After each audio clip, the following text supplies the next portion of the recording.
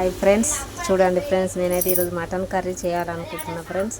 చూడండి, వాటికి కావాల్సినవి కొన్ని ఉల్లిగడ్డలు, కొన్ని టమాటాలు, పచ్చిమిర్చి, ఇంకా పుదీనా, కొత్తిమీర ఇవన్నీ వేసుకోవచ్చు ఫ్రెండ్స్. ఇగో నేనైతే పొయ్యి మీద ఒక గిన్నె అయితే పెట్టుకున్నా ఫ్రెండ్స్.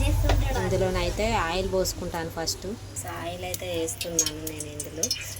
మనకు అందాజ బట్టి వేసుకోవచ్చు. నేనైతే 3 స్పూన్లు వేసినండి, 3-4 దీంతో వేసుకోవచ్చు. ఓకేనా ఫ్రెండ్స్. మటన్ అయితే కుక్కర్లో పెట్టాను ఫ్రెండ్స్, అదైతే ఉడికేసింది. ఇప్పుడైతే ఇవి గోలాలు కాబట్టి ఆయిల్ కాగిన తర్వాతకి ఇక ఉల్లిగడ్డలు వేస్తున్నాను. చూడండి ఫ్రెండ్స్, తర్వాత మనం కట్ చేసుకున్న పచ్చిమిర్చి కూడా వేసుకోవాలి. టమాటా మాత్రం లాస్ట్లో వేసుకోవాలి మేము ఫ్రెండ్స్. కర్రీ మొత్తం ఉడికిన తర్వాత కొంచెం మగ్గేటప్పుడు వేసుకోవాలి, ఇప్పుడు వేయద్దు టమాటా. ఓకేనా ఫ్రెండ్స్.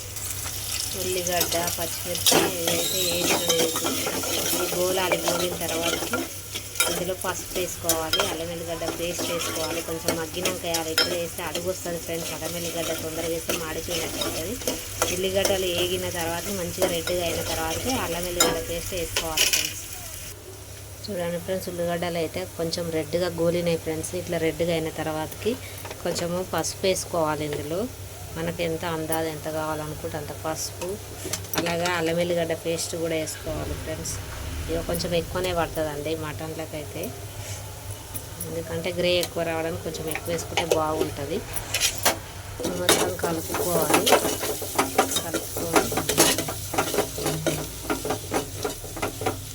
మొత్తం కలిపి కొంచెం గోలాలి. ఆ పేస్ట్ కూడా మళ్ళీ కొంచెం అందులో గోలాలి. అల్లం వెల్లిగడ్డ పేస్ట్ గోలిన తర్వాతకి మటన్ ఇందులో వేసుకోవాలి ఫ్రెండ్స్.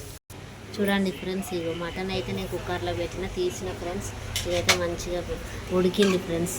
దీన్ని అయితే ఇప్పుడు నేను ఆ ఉల్లిగడ్డలు వేంపినాం కదా, దాంట్లో పోసి కొంచెంసేపు ఉడకబెట్టుకొని కారము, ఉప్పు, సరిపడా గరం మసాలా అన్నీ వేసుకుంటే అప్పుడు మటన్ కర్రీ ప్రిపేర్ అవుతుంది ఫ్రెండ్స్. ఓకేనా.